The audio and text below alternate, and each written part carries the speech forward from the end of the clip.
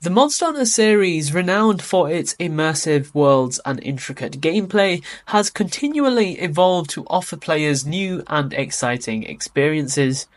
One of the most innovative features in the series' history is the seasons mechanic that was introduced in Monster Hunter DOS and unfortunately was left behind in this game.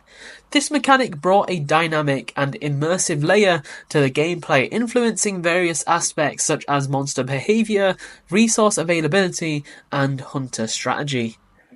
The incorporation of this mechanic could potentially refresh that Monster Hunter experience that we could find in Monster Hunter Wilds, which of course is the next mainline game. So in this video, we're going to explore how integrating the seasons mechanic from Monster Hunter DOS could potentially transform Monster Hunter Wilds into one of the most realistic and strategic Monster Hunter titles to date, enhancing its depth and complexity. But let's jump straight into understanding what the seasons mechanic was in Monster Hunter DOS. So in the second entry to the Monster Hunter series, the seasons mechanic introduced three distinct periods: hot season, cold season, and breeding season. Each season impacted the game's ecosystem, influencing monster appearances, behavior patterns, and resource availability. For example, certain monsters would only appear during specific seasons, while others would become more aggressive or passive depending on the time of year. Resource gathering was also affected, with some materials only being available in particular seasons, compelling players to plan their hunting and gathering activities accordingly. This mechanic not only added a layer of realism, but also encouraged players to adapt their strategies to the changing environment. Integrating the seasons mechanic into Monster Hunter Wilds could elevate the game's immersion and strategic depth in several ways, the first of which being the dynamic ecosystem. The game could feature a system, as I previously briefly mentioned, where the behavior, location, and availability of monsters changes based on the season. For instance, during hot season, desert areas may become too dangerous, with heat-resistant monsters dominating the landscape. Conversely, the cold season could make the mountainous regions, like the Snowy Mountains, more treacherous, bringing out ice-themed monsters and making fire resources more scarce. And of course, any monsters that do use fire that could potentially show up in those terrains no longer showing up at all, or if they do, they're severely weakened.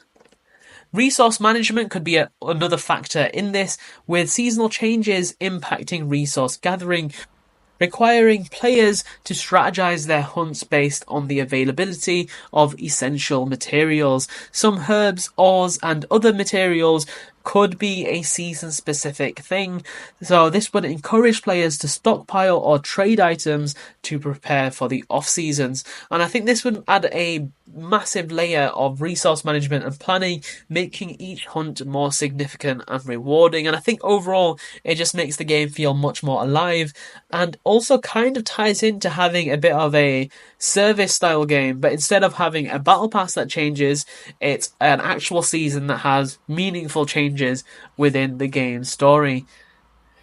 The next one would be monster behavior and breeding. So the breeding season could introduce unique opportunities and challenges, and during this period, certain monsters might become more aggressive to protect their nests, while others might be found in pairs or groups, changing the dynamic of the hunts.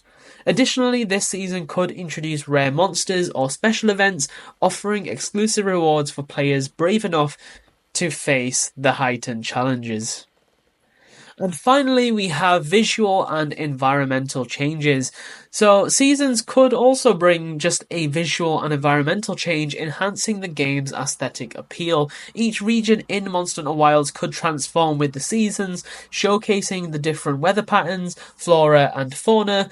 And these visual changes would not only make the game world much more immersive, but also influence gameplay mechanics such as visibility during hunts and the necessity of weather appropriate gear.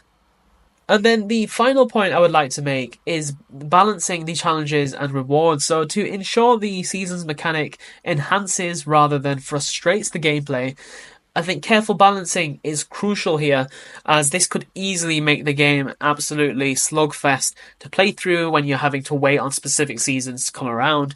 And I think the game should offer adequate hints and in-game information about upcoming seasons, allowing players to prepare effectively without having to think too hard as to when a season could switch around on them.